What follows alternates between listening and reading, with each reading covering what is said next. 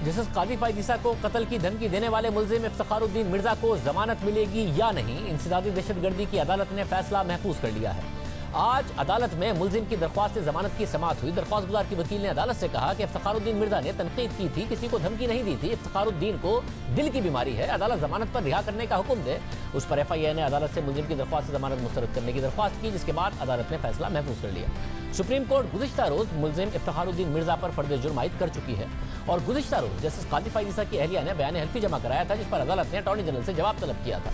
Justice ईसा की अहलिया के बयान हल्फी के मुताबिक मैं 24 जून को अपने शौहर को दी गई कत्ल की धमकी की शिकायत दर्ज कराने गई। 2 जुलाई को मैंने अपने वकील के जरिए चीफ जस्टिस और केस सुनने वाले जज को एक खत भेजा, लेकिन वो खत कबूल नहीं किया गया और कहा गया कि दुरुस्त तरीके से भेजें। सरीना ईसा ने बयान हल्फी में मजीद लिखा कि क्योंकि सच का पता लगने नहीं दिया जाएगा, इसलिए मेरे पास ये सवालात उठाने के अलावा कोई चारा नहीं है। उन्होंने पहला सवाल ये उठाया कि थाना सेक्रेटेरिएट की जानिब से FIR क्यों दर्ज नहीं की गई। दूसरा सवाल ये कि क्या मुल्क में हर FIR वजीर दाखिला से हिदायत लेने के बाद काटी जाती है, जैसा कि मुझे बताया गया। तीसरा सवाल, मेरी दरख्वास्त को मामूली जुर्म समझकर FIA को क्यों भेज दिया गया, दहशतगर्दी के बड़े जुर्म को नजरअंदाज किया गया। अगला सवाल ये कि FIA के मुताबिक मेरी दरख्वास्त 25 जून को मौसूल हुई, तो पर्चा 29 जून को क्यों काटा गया, ये देर क्यों हुई। FIA ने तब ही FIR काटी जब उसे मालूम हुआ कि सुप्रीम कोर्ट ने मामले का नोटिस ले लिया है। दहशतगर्दों को क्यों बचाया गया। मुझे YouTube से मालूम हुआ है कि वो शख्स जिसने सुप्रीम कोर्ट के जज को कत्ल करने की धमकी दी, वो ना डरा, ना छुपा और ना ही भागा। क्यों। 8वां सवाल ये किया कि कत्ल की धमकी देने वाला शख्स 26 जून को सुप्रीम कोर्ट आया, उसे वहां गिरफ्तार क्यों नहीं किया गया। 9वां सवाल ये कि YouTube चैनल्स ने रिपोर्ट किया कि जब धमकी देने वाला शख्स सुप्रीम कोर्ट आया तो वो पुरसुकून था, उसने चाय पी, उसे तहफ़्फ़ुज़ प्रोटोकॉल दिया गया। क्या ऐसा शख्स जिसने सुप्रीम कोर्ट के जज को कत्ल की धमकियां दी हों, उसके साथ ऐसे पेश आया जाता है। बयान हल्फी में यह सवाल किया गया कि उस शख्स की वकील ने अदालत को बताया कि 26 जून को उसके मौक़िल को अदालत नहीं आने दिया गया। ऐसा क्यों।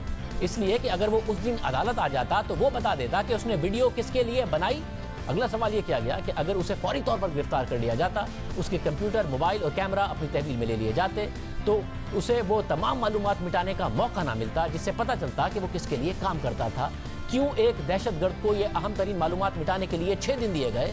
काजी फायजीसा की अहलिया ने सवाल उठाया कि क्यों सुप्रीम कोर्ट के 17 और दीगर हाई कोर्ट के जजेस में से मेरे ही शौहर को चुना गया, क्या ये इत्तफाक है।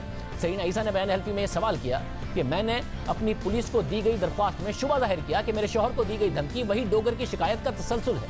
मिर्जा शहजाद अकबर कह चुके हैं कि वो अब्दुल वहीद डोगर से मिले थे, फिर मिर्जा शहजाद अकबर से क्यों नहीं सवाल किया गया, अब्दुल वहीद डोगर से सवाल क्यों नहीं हुआ। मैंने अपनी दरख्वास्त में कहा था कि अब्दुल वहीद डोगर जिसके लिए काम करता है वो ही असल मास्टरमाइंड है और अब वही मेरे शौहर को कत्ल करना चाहता है। सरीना ईसा ने बयान हल्फी में सवाल किया कि मैंने पुलिस को दी गई अपनी दरख्वास्त में कहा था कि मुझे FIR की कॉपी दी जाए और मुझे बताया जाए कि इस केस पर क्या पेशरफ्त हुई। 3 हफ्ते गुजर जाने के बाद भी ऐसा क्यों नहीं हुआ।